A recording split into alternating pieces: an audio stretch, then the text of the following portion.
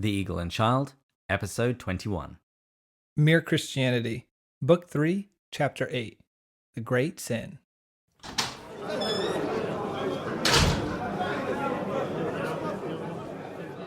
Hello, and welcome to The Eagle and Child, the hallowed pub of the Inklings. This is a podcast where each week, my friend Matt and I share a beer, and we discuss the writings of the author known to the world as Clive Staples Lewis, or C.S. Lewis, or just as Jack to his friends. My name is David, and once again I'm joined by a man who I'm proud, not in a bad way, to call my friend, Matt. Oh, I'm starting to think I've guilted you into, after pointing out that a number of those I think were negative introductions to me, you're starting to switch to the positive ones again. Well, at the book group, I got it in the neck from some people. They say I've been mean to you. You did, and this just reminded me of that whole conversation we had. It's just a shame we're not going to be able to do it because it's not going to make it through editing. This is totally going to make it through editing. Friends, if you remember, was it last week's episode, David, when we were talking about... No, the Christian marriage. It was a couple episodes ago, 2 episodes, when I discussed the Notebook, and David just ripped me apart. Well, we brought this up at our monthly book club, C.S. Lewis Club, and a couple girls that know David well pointed out he is the epitome of just watching tons of chick flicks. I mean, the things that they were listing off, they were mortified. They wanted to come to my defense on the podcast and point out how hypocritical David was with that comment. I stand by everything. I felt very vindicated. Well, it's a shame this conversation will never be published. Oh, man. Well, going back to your comment of being proud to be a friend of mine, I'm proud to call you a friend, especially after this past week.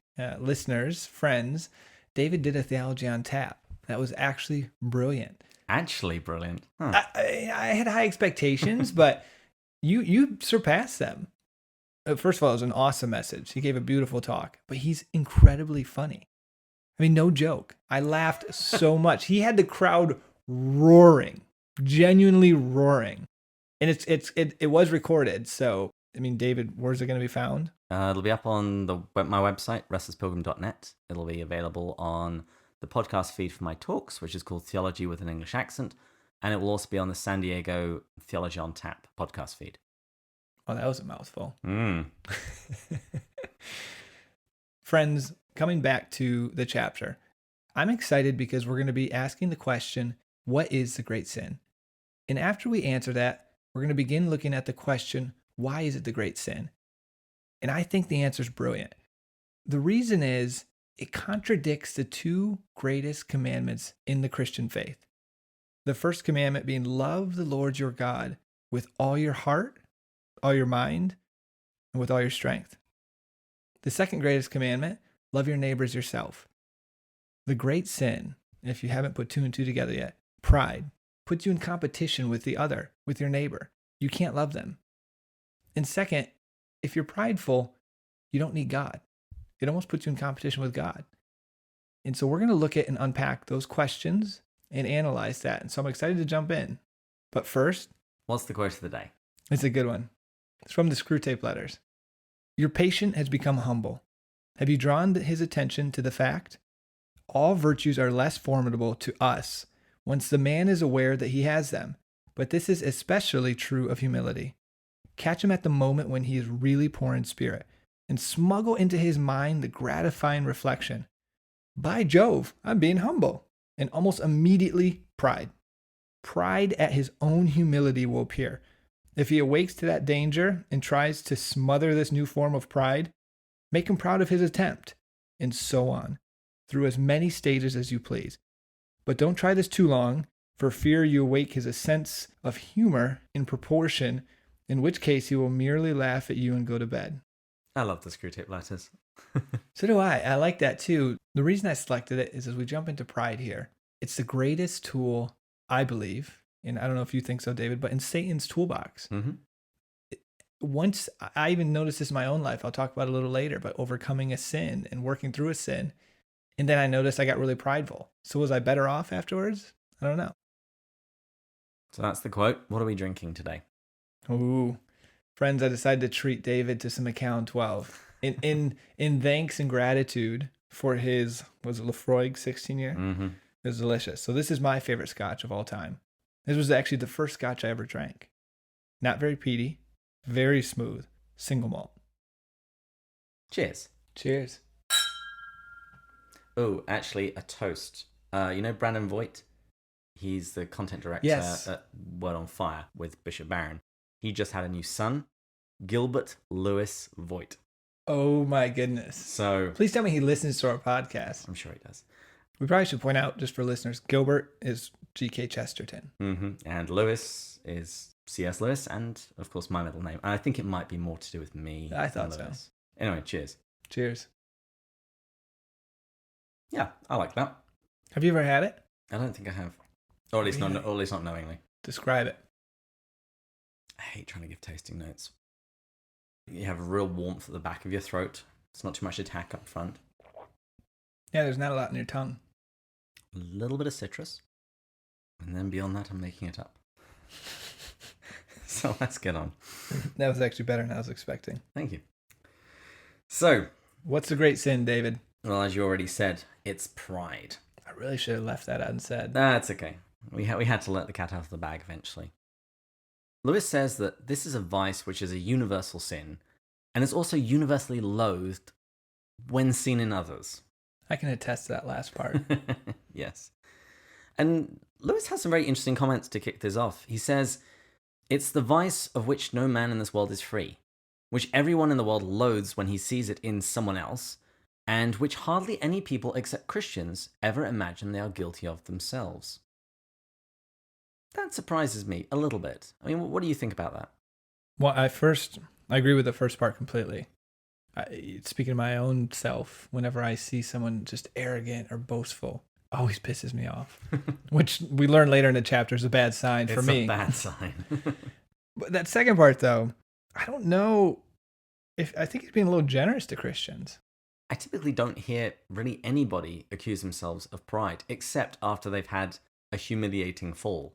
That's usually the only thing which I would say generally gets people to admit it. We're going to talk about this later in the chapter too, pride relative to the other sins. But I think it's the hardest one for people to see, per se. I mean, the sin of lust, the sin of greed, the sin of anger are very tangible. And they're much more obvious. They're much more obvious, yes. To other people and to ourselves, whereas pride can go in camouflage for quite a considerable length. If you remember when we were talking about sexual morality, Lewis emphasized that this is not the primary sin. This isn't the greatest sin. This isn't the root of all evil. Today, we get to talk about what that actually is, and that's pride. That is the center of Christian morality. Yeah, he says that according to Christian teachers, it's the essential vice, the utmost evil, and that it's through pride that the devil became the devil. And pride leads to every other vice, because it's the complete anti-God state of mind. It's unfortunate today, if you meet Christians, how often you can think that sexual morality is the greatest of all sins. When it's pride. Exactly. Now, Lewis goes very strongly, and he states, unchastity, anger, greed, drunkenness, and all that are mere flea bites in comparison. That's bold. Mm-hmm. Flea bites. I mean, that hits home. I'm reading that, and we're in the Lenten season right now. I'm thinking to myself, how often are most of our Lenten sacrifices related to drunkenness? How often do people give up alcohol? I am right now, except on these episodes. But it's never, how often you see someone saying, I'm going to give up being prideful. No, never done it. David's like, never will. Never needed to. Which leads us very neatly into the next section, because according to Lewis, there's a simple test to find out how prideful we are. We just have to ask ourselves, how much do I dislike it when other people snub me, or they refuse to take notice of me, or shove their oar in, or patronize me, or show off? I hate it when people tell me I'm wrong. I hate it when they're actually right and I'm wrong. Well, he says that this is an effective test because pride is inherently competitive.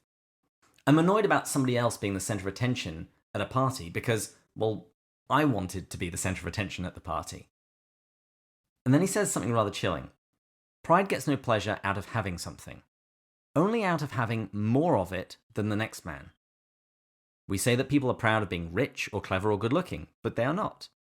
They are proud of being richer or cleverer or better looking than others. It is the comparison that makes you proud, the pleasure of being above the rest. Lewis says that pride is often misidentified. It's often mistaken for some other vice. And he gives two examples. The first is greed, and the second is lust. So with regards to greed, he says that greed drives you to want more money so you can buy better things. But there reaches a point when you've really got more than enough money to buy all the luxuries you could ever possibly enjoy. It's at this point that pride takes over. You're pursuing riches not for the riches themselves, but so you can be richer and more powerful than some other rich and powerful man. And then next up, we have lust.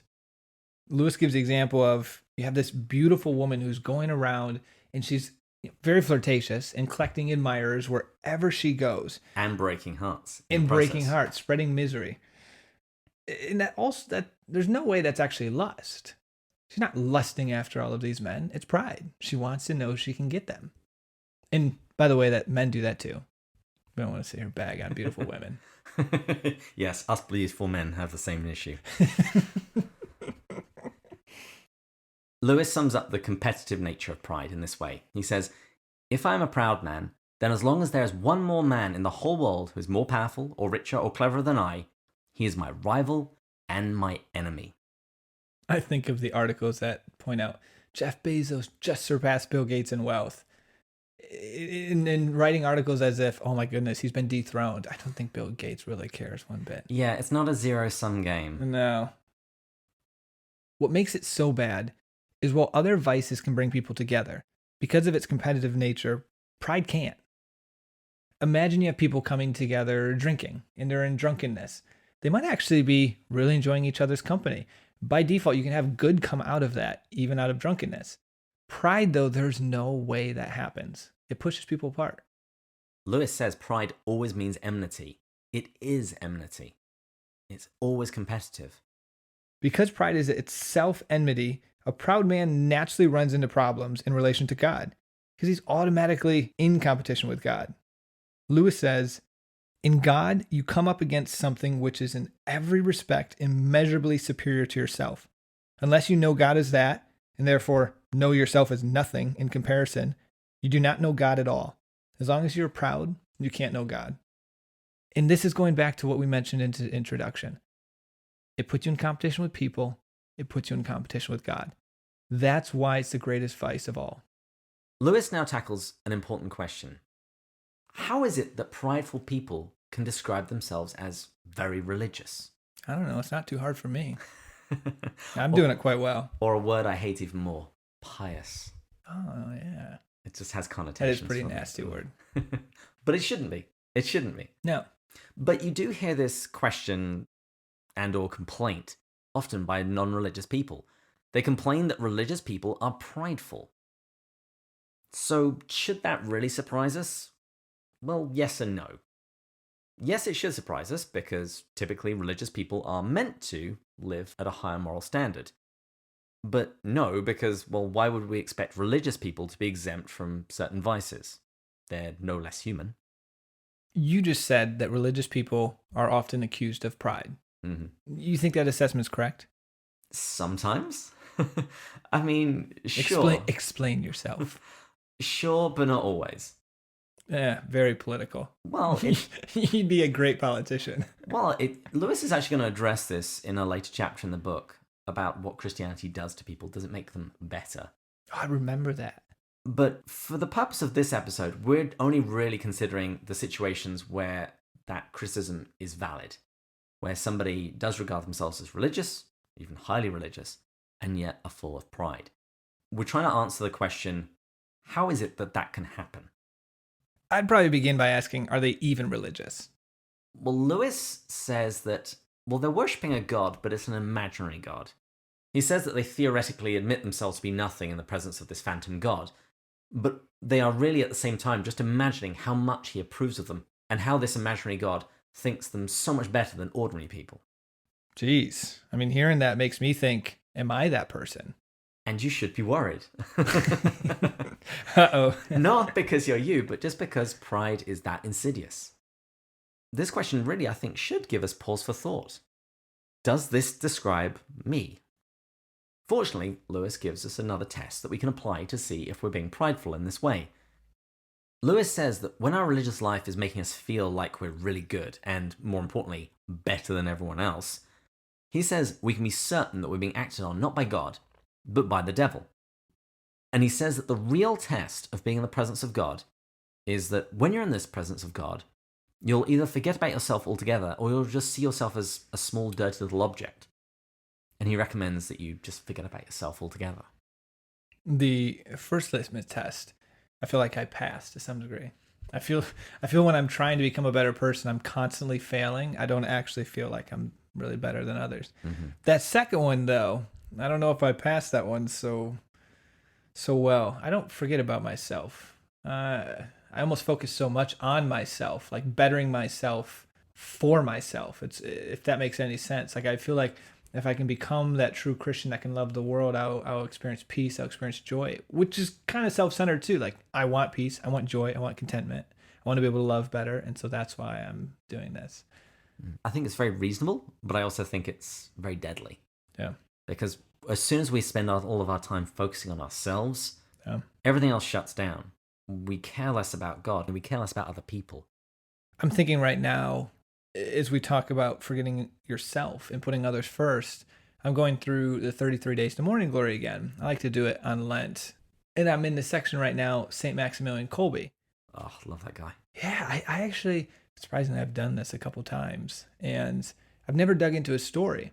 Oh, it's phenomenal. Yeah, so he goes to Auschwitz, puts himself in, he sees someone else that is going to go to the starving chamber. He volunteers to go to the starving chamber with 10 other people. While he's there, he lasts the longest. He's like praying. They could hear singing from the starvation bunker. I mean, this guy was the most selfless person. He could have hid from Auschwitz. He wanted to go to be with people. He wasn't called to go to the starving chamber. He volunteered to go to the starving chamber. I'm like, my goodness, one after another after another. And he offered his arm when they went to go and inject him to finally kill him. It's truly a beautiful story. I was moved by it. And then my thought was, oh, gosh, I want to be that kind of person. And then I'm like, and this is why I don't feel better than others, because I thought, wow, I am so far from that. I'm at the gas station a few weeks ago, someone starts chatting with me, and I'm just trying to think, how do I end this conversation to get out of here? You are completely taking me away from getting to my workplace. Well, I think the antidote is one of the other people in that book, 33 Days to Morning Glory, Mother Teresa, Saint Teresa of Calcutta. Her saying was, God doesn't call us to do great things, but small things with great love. I feel like I'm more on the path to great things with small love. So Lewis says that it's better just to forget about yourself altogether. And I did want to point out that this line here is one of the two main sources in this chapter for a misattribution of the quotation, humility is not thinking less of yourself, is actually thinking of yourself less. Now, this idea is definitely congruent with Lewis's thought, but he never wrote it anywhere. That you destroyed everything when you mentioned this to me. This is probably the number one quote I say of Lewis, because I think it's so brilliant. But it's not Lewis, at least not in this form. It's from Rick Warren's book, The Purpose-Driven Life. I've actually read that. It's a good book. It's got a lot to recommend it. But I've been listening to the All About Jack podcast, and the host of that, William, he's publishing a book on C.S. Lewis misquotes, and he put together an article for Christianity Today, and this was one of them. So particularly as I've been prepping the quotations for our Instagram account, please follow us, I'm now utterly paranoid to make sure I can find the actual source text for every quotation. Bringing it back to the question of why pride is so bad, Lewis reminds us of something he pointed out in the chapter on sexual morality. The worst sins are spiritual, rather than just animal. He says that pride comes from hell. Because it's purely spiritual, it's more subtle and more deadly. That's pretty intense. And he says that actually pride can even be used to beat down simpler vices. He gives the example of teachers appealing to a boy's pride or self-respect to make him behave decently. And he says that many men overcome things like cowardice or lust or ill temper by learning to think of it as beneath his dignity, basically using pride to kill the other vice. This stuff is right out of the Screwtape Letters. Lewis says, the devil laughs He is perfectly content to see you becoming chaste and brave and self-controlled, provided, all the time, he is setting up in you the dictatorship of pride. Just as he would be quite content to see your chilblains cured if he was allowed, in return, to give you cancer.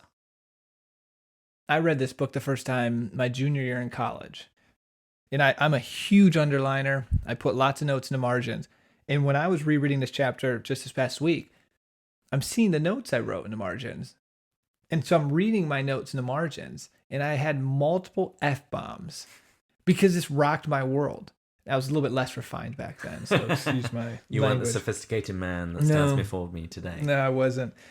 I'm kind of glad I wrote that because that's how much it rocked my world. At this time period in my life, I was working on chastity. And how I was struggling with it wasn't going around necessarily hooking up with people, but it was in my own personal life, masturbation and pornography.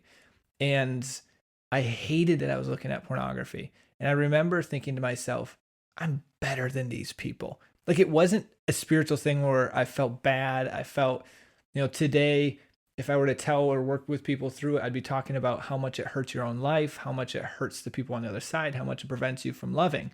There, all I said to myself was, I'm better than these people that look at pornography. I'm not part of that 70 or 80% or whatever it is. I'm part of the 20%. Like, that's what went through my mind. And then I read this and I'm like, wow, I'm worse off. This section was very problematic for me too. The thing that it reminded me of was high school. I hated high school so very, very much. And I developed an extremely low opinion of most of my classmates. On the plus side, it helped nurture strength and the ability to stand up against popular opinion and the crowd. The downside was, though, that it really did nurture pride. I really started thinking of myself as better than these Luddites. And there's a passage that's going to be coming up in a little bit that really describes my internal monologue while I was out at school perfectly. But we'll get to that in a moment. And before we do, as we turn to this last section in the chapter, Lewis is going to start going through some misunderstandings of pride. The first misconception relates to receiving praise. Is it pride to enjoy being praised by others? And, if you're as great as Matt, I'm sure you have to get used to this sort of thing. I'm telling you, man, it's not as easy as you think. No, but in seriousness, after this last week watching you on the Theology on Tap, I think this applies to you just as much as it does to me. Well, shucks. Yeah, you were unreal up there. I mean, afterwards, people were coming up giving you praise left and right. Well, am I prideful if I enjoy this highly insightful, accurate praise which is being poured upon me? Well, see, according to C.S. Lewis, not necessarily. Because he's not always right. He's definitely right in this case. He says that a child who's patted on the back for doing his lesson well, or the woman whose beauty is praised by her lover, or the soul in heaven who's greeted by Christ with, "Well done, my good and faithful servant," well, they're pleased, and they ought to be. And it's okay, because the pleasure lies in the fact that you've pleased somebody that you wanted, and rightly wanted, to please. I'm going to cede with you that, in this case, Lewis is correct. Mm-hmm. Not pride, David. Not pride. But it can become problematic. When you transition from, I've pleased him, all is well, to what a fine person I am, that's when the problem begins. Because then you started to delight more in yourself than the praise. Exactly. And Jack says that this is why vanity, when compared to pride, actually isn't that bad. I thought this was interesting. Yeah, he says it's still a fault, but it's a childlike and, in an odd way, even a humble fault, because it shows that you're not yet completely content with your own admiration. So, regarding your praise of my talk, I may not be prideful, I may simply be vain. Just like the time that Carly Simon wrote a song about me. This is making me think of our time 2 weeks ago. The Yes. same girls that pointed out how hypocritical David is to me. We all ended up watching a movie. We decided we had a rom-com night. We did. To be fair, it was around Valentine's Day. It was. We'd been reading The Four Loves in the morning, talking about Eros. And so we naturally thought, let's start with Eros from Lewis and end with How to Lose a Guy in 10 Days. Pretty natural segue, right? Yes, in which they sing this song by Carly Simon. It's such a great You're scene. so vain. That's a great movie. But the real problem lies when you don't care at all, which is exactly what you were talking about earlier, your high school days. Is this the paragraph actually you're talking about? Yeah. Lewis says that the real black diabolical pride comes when you look down on others so much that you don't care what they think of you. He says that the prideful man says, "Why should I care for the applause of the rabble, as if their opinions were worth anything?" That's harsh. Yeah, that was my internal monologue at high school. Yeah. Lewis says, the devil loves curing a small fault by giving you a great one.